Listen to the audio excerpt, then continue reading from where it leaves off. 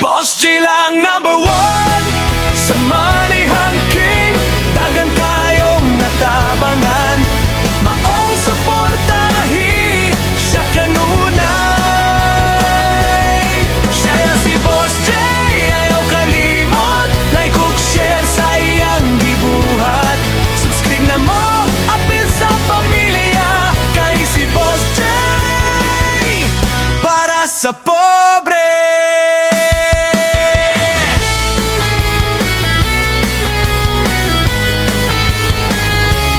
Kalsada nagsugod ang iyang simple nga kinabuhi na iyang nasayran.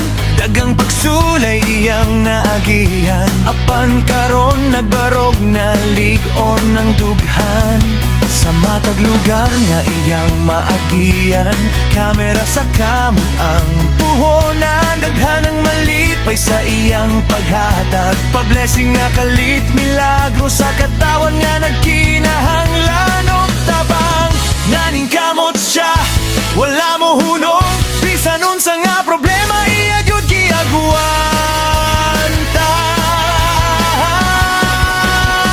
Boss J lang number one sa money hunting. Dagan kayong natabangan, maong suportahi siya kanunay. Siya si Boss J, ayaw kalimot. Like ug share sa iyang gibuhat. Subscribe na mo, apil sa pamilya. Kung kinsay makakuha ni 10,000 pesos. Para sa pobre. Sa unang lisod ng iyang dalan, pero wala siyang undang ug laban. Namin kamot hantod na kabaro. O si Dondon na nakadawog sa 10,000 pesos. Community ba eh?